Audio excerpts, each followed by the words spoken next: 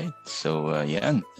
Good day guys, good day. So welcome to our next topic, which is the product key features and benefits, or the bullet points optimization. Okay, so we're done with the other parts ng ating optimization. We're done with the keyword research. We're also done with the product title optimization, also with the back-end keywords. Okay, so tapos na tayo doon.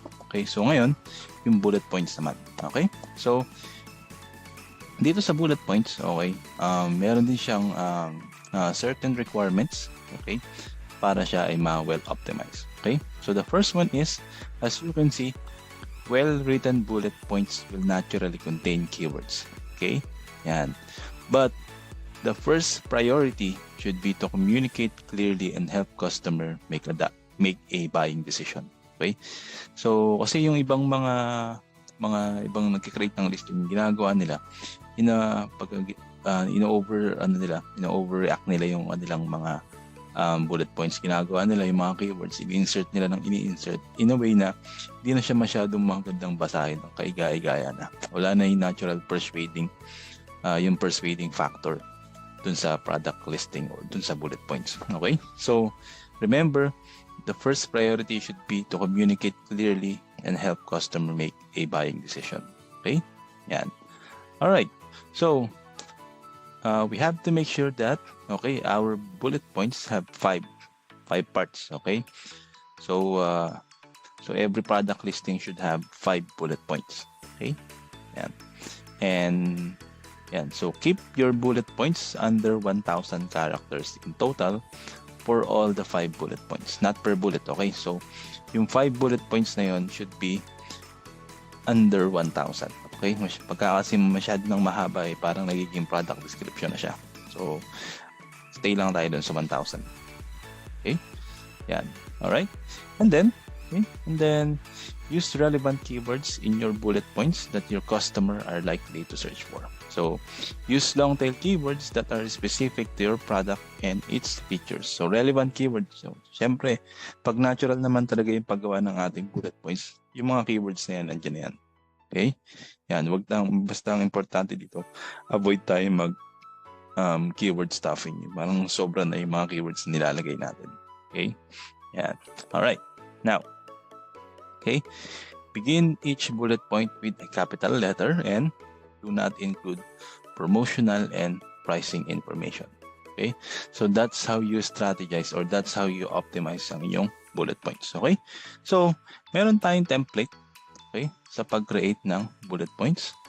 Okay? Yan. So, we have a template. So, makikita nyo yun sa inyong worksheet. And this is gonna be the template. So, you can see, yan, meron ako ditong sample. And itong, yan, so benefit 1 hanggang benefit 4, support claim with features.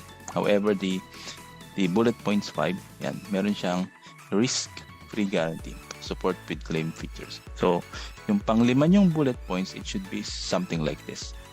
So, risk-free guarantee, if you aren't fully satisfied with yung product name nyo, we will offer you a full 30-day money-back guarantee with no questions asked. Okay? Yan, with no question asked. Okay? So, let's say, yan, ito yung ginawa kong bullet points. So, actually, nagawa ko na yung bullet points nito. So, yan,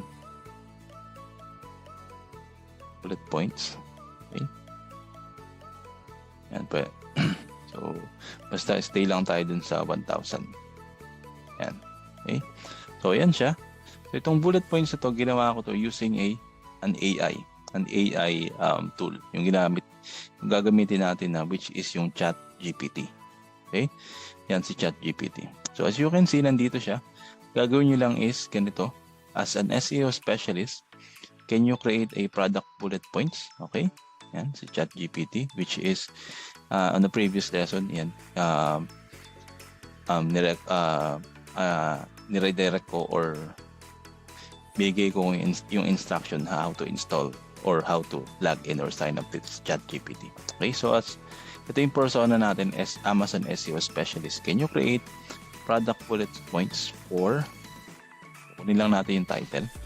Let's say ito yung title natin para magawa niya, para mailagay niya yung keywords niya. with and persuading tone. Okay. And say 700 characters.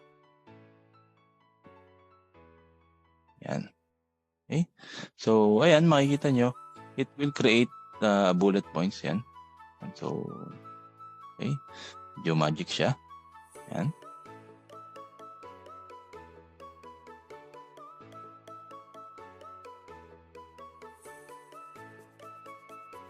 Ay, hindi ko pala nailagay yung number ng bullet points. Yan, sorry.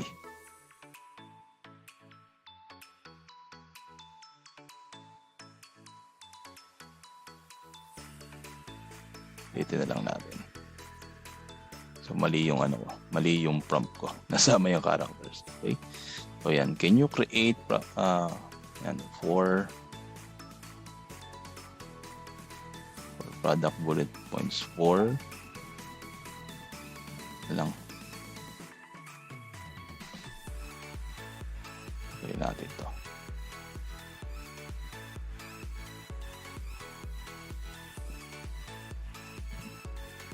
In first reading yung stay with 700 characters.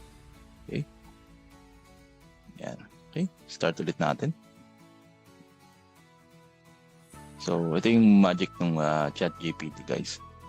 So, as you can see yan, kaya create siya yan.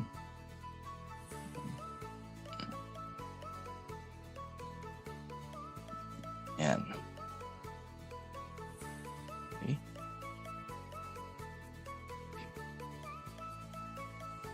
Alright, so yan, number 2 na siya.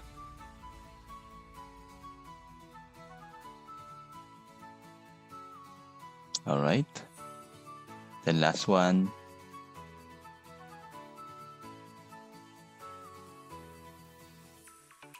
Okay.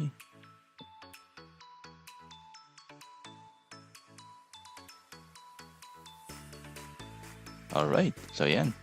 So, as you can see, meron na yung 4. Yan, 4 bullet points. So, ang gagawin nyo lang is copy nyo lang siya dito. So, ito kasi iba yung na-generate niya. And then, i-add lang natin yung risk-free guarantee. Okay? So, there you have it.